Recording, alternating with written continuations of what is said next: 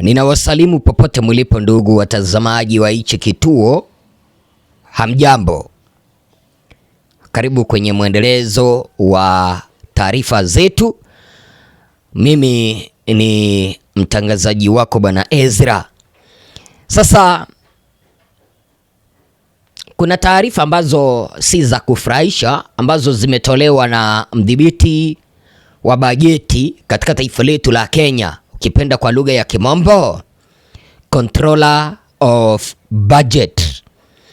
Sasa Margaret Nyakango, Controller of Budget, ameweza kufichua kwamba kiongozi wa Kenya ambaye ni William Ruto, mtalii, alitumia shilingi bilioni 1.3 za Kenya kwa safari za nje ya nchi ndani ya miezi 9 ya kwanza ya mwaka huu wa kifedha. A whole 1.3 billion miezi 9.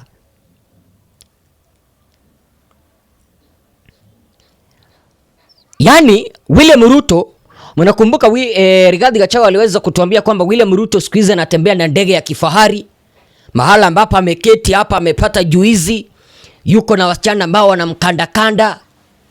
Yani it is so shameful. Kuna Wakenya ambao wanaishi kwa ufukara.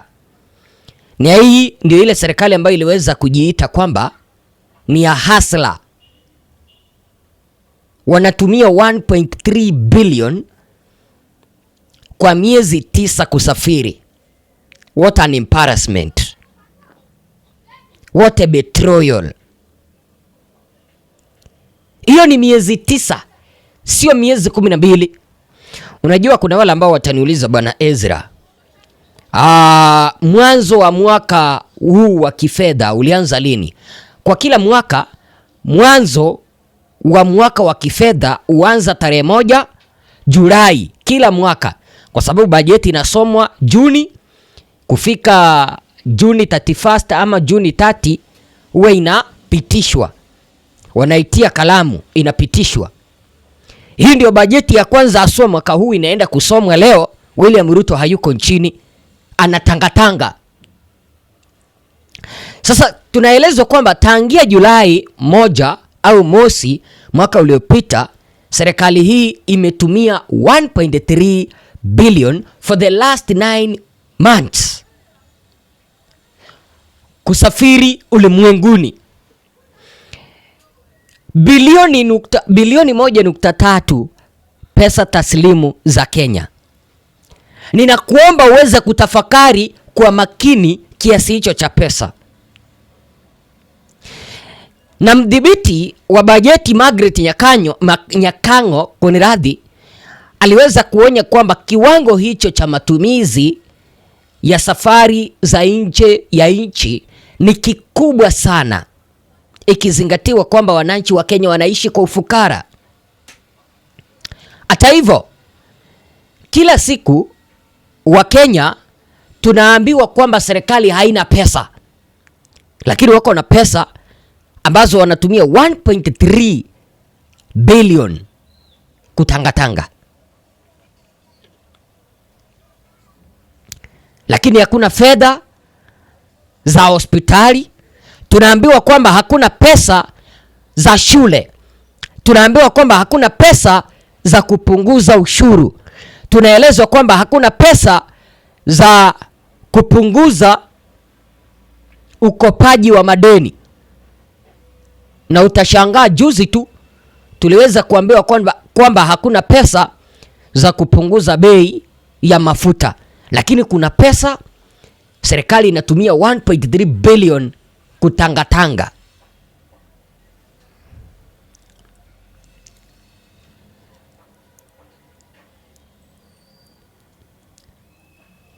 Mtazamaji wangu, kuna kipindi Wakenya waliweza kumulika na kufichua kwamba Rais William Ruto alikuwa anasafiri kwa ndege ya kukodi ambayo ni ya kimataifa. lakini wanablogu wa serikali walilipwa kutushambulia wale ambao tulikuwa tunahoji ni kwa nini rais anatumia kiasi kikubwa cha pesa kusafiri kwa ndege ambayo inahitaji pesa nyingi. Mmoja mwenye aliweza kututukana ni Oscar Sudi, mwenye alituambia kwamba ulikuwa unataka William Ruto atembee kwa gari kuelekea Marekani. Lakini cha kushangaza leo, Margaret Nyakango, mdhibiti wa bajeti, ameweza kudhibitisha kila ambacho sisi wa Kenya tulikuwa tunauliza na kukemea kwamba serikali ilikuwa inatumia gharama kubwa za usafiri kimataifa. Sasa kinachonitia na kinachowatia Wakenya wasiwasi zaidi ni faida iliyopatikana kutoka kwa matumizi hayo. Je, ni faida gani ambayo hii serikali inaweza kutuambia kwamba tulitumia 1.3 billion William Ruto ili aweze kutangatanga ulimwengu, lakini waweze kutuambia kutoka kwa hizo ziara za Rais William Ruto alileta faida hizi? Hakuna. Hata ukiweza kuangalia uwezo ukaona hizo faida. Hakuna. Wawekezaji hakuna. Barabara hakuna ambazo zimeundwa. Faida iko wapi? Wanatumia 1.3 billion kutangatanga. Kuna kitu ambacho nafaa niweze kuwauliza. Hizi ziara ambazo Rais William Ruto alifanya, nataka uweze kuniambia ni faida gani, maybe barabara gani ambayo iliweza kujengwa kutokana na Rais William Ruto kutangatanga. Nikimalizia, bilioni 1.3 za shilingi zingeweza kujenga maelfu ya madarasa katika taifa letu la Kenya.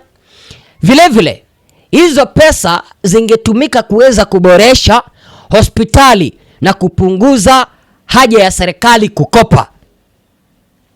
Wangeziweka mahali, instead ya kukopa watumie hizo hela, wapunguze ukopaji.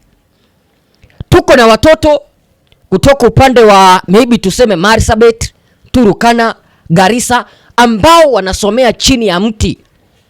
Mpaka William Ruto anatumia an excuse na kusema kwamba serikali ambazo zilipita zilikuwa zimetenga hawa wa Kenya, hawakuwajengea madarasa. Yeye amekuwa madarakani kwa miaka 4, lakini mwaka mmoja miezi 9 anatumia 1.3 billion kutangatanga. Hizo pesa zingetumia kuweza kujenga madarasa. Tusemezani ukweli, mtazamaji wangu. Si hizo pesa angetumia kuweza kujenga madarasa, wananchi wasomee ama watoto wasomee? Hizo hela angetumia kuweza kuboresha kitu ambacho kinaitwa madarasa, kuboresha matibabu, na waache kukopa. Utashangaa katika taifa letu la Kenya, hospitali zinahangaika kupata madawa, lakini hospitali hizo haijaona sehemu ya fedha hizo. Kuna watoto wanaosoma katika madarasa yenye msongamano mkubwa. Hizo pesa wangetumia kuweza kujenga madarasa, kupunguza congestion ya watoto darasani. Tunaambiwa kwamba hakuna pesa za kujenga madarasa, lakini kuna pesa za William Ruto kutangatanga, na alilipa hizo hela kikamilifu kuelekea kwa ndege ya kibinafsi kutoka rubaa za kimataifa aswa Gulf.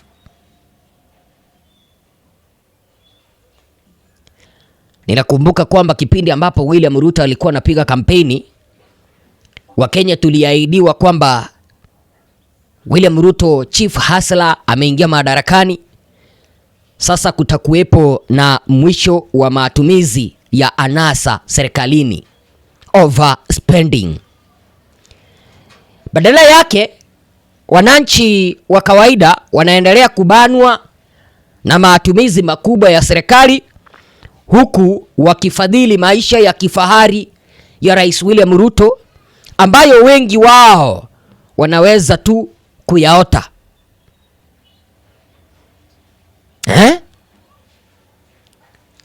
Ushuru zaidi kwa Wakenya, anasa zaidi kwa rais. Yaani ushuru mkubwa kwa sisi wa Kenya. Kila mwezi ukiangalia payslip, ushuru ni mkubwa, lakini anasa ya matumizi mabaya kwa Rais William Ruto. Ukiangalia kwa mwezi, siku kidogo sana ambazo ama siku nyingi ambazo anaweza kakaa katika taifa letu la Kenya haziwezi zikazidi siku 10. Siku 20 yuko kwa ndege. Na hizo kwa siku hizo 10 ambazo yuko katika taifa letu la Kenya, siku 5 yuko Ikulu, siku 5 yuko kwa gari anapiga kampeni.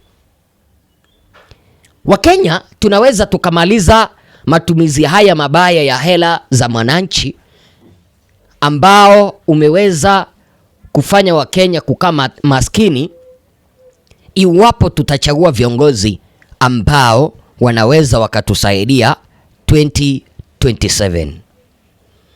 Tuchague viongozi ambao wanaelewa, wasitumie kiasi kikubwa cha hela kwa sababu wananchi wanahangaika kupata hizo hela. Tuchague viongozi ambao wataunda madarasa, wataboresha kitu ambacho kinaitwa afya kuliko kutangatanga na pesa za mwananchi. Sijui wazo lako ni lipi? Mimi ni mtangazaji wako Bwana Ezra. Hapa huwa tunatandika mambo yote, tunayaweka mezani, tunajadili na tunaambiana ukweli. Mimi ni mtangazaji wako Bwana Ezra. Endelea kusubscribe, endelea kuturn on notification bell. Tupatane kwa kanda ijayo. Mwenyezi Mungu awabariki.